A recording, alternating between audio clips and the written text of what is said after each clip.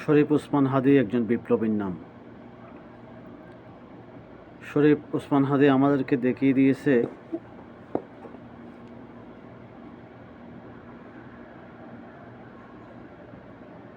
কীভাবে একটি রাষ্ট্রের নাগরিক হিসেবে আমাদেরকে বেঁচে থাকতে হবে। শহীদ ওসমান হাদীর মতো শত শত ওসমান হাদী বাংলাদেশের লোকে প্রান্তরে ছিটিয়ে আছে। শহীদ হাদীকে আল্লাহ জান্নাতবাসী করুন। আমি মূলত বলতে চাচ্ছি,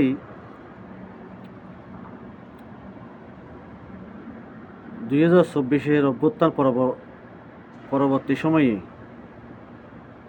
বাংলাদেশে খুন, হত্যা, রাহাজানি, মব সৃষ্টি ইত্যাদি অধিক পরিমাণে বেড়ে গেছে। এই একজন হিন্দু যুবককে মিথ্যা প্ররোচনায় খুন করা হয়েছে। একটি মাজারের থেকে লাশ তুলে পুরানো হয়েছে। একজন আলেমকে মব সৃষ্টি করে হত্যা করা হয়েছে। এরকম হাজারো ঘটনা বাংলাদেশের ইতিহাসে 2024 পরবর্তী সংঘটিত হয়েছে। আমি বলতে চাই, এদেশের প্রত্যেকটি নাগরিক, কি ছোট, কি বড়, কি বৃদ্ধ, কি যুবক, সবারই সমান অধিকার বিচার পাবার রাষ্ট্রের কাছে। আমরা তো সেদিন তো আমরা রাস্তায় নামিনি, প্রতিবাদ করিনি যেদিন একজন আলেমকে হত্যা করা হয়েছিল। আমরা সেদিন তো রাস্তায় নামিনি যেদিন একজন হিন্দু যুবককে বিনা অপরাধে পিটিয়ে হত্যা করা হয়েছে। আমরা রাষ্ট্রের কাছে আমরা বিচার চাইনি যেদিন একজন মানুষের লাশকে কবর থেকে তুলে পোড়ানো হয়েছে। আজকে ওসমান হাদীর মৃত্যুর পরে আমরা রাজপথে নেমেছি। এখনই বিচার চাই। কেন ভাই, বাকিরা যারা খুন হলো, পোড়ানো হলো, মব সৃষ্টি করে হত্যা করা হলো, তারা কি দেশের মানুষ নয়? তারা বিচার পাওয়ার যোগ্য নয়? তাদের বিচার আপনারা চান না? আপনারা যদি এত ন্যায়পরায়ণ হন, তাহলে সবার বিচার চাওয়া তো দরকার ছিল।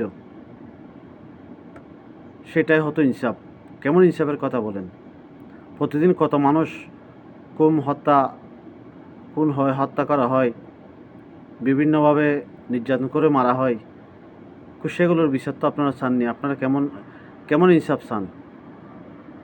নির্বাচন প্রেক্ষাপটকে সামনে নিয়ে ওসমান হাদীর মৃত্যুকে রাজনীতির মাঠে নিয়ে এসে গোল দেওয়ার চেষ্টা করছেন।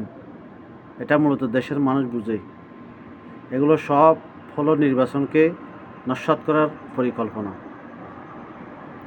আসুন আমরা মানুষ হই, আমরা ইনসাফের কথা বলে ইনসাফ প্রতিষ্ঠা করার চেষ্টা করি। কিছুদিন আগে একজন নারী একটা কুকুরের ছানাকে হত্যা করেছিল, কুকুরের 10টি ছানাকে হত্যা করেছিল। সেদিন প্রতিবাদ হয়েছিল, কিন্তু মানুষ যেদিন একজন ইমামকে হত্যা করা হলো, একটা লাশকে পুড়িয়ে কবর থেকে তুলে পুরানো হলো, একজন যুবককে বিনা অপরাধে হত্যা করা হলো, এরকম আরও শত শত ঘটনা নিয়ে আপনারা তো মাঠে ছিলেন না। তখন আপনাদের ইনসাফ আসেনি। আমাদেরকে আরও ইনসাফ শিখতে হবে।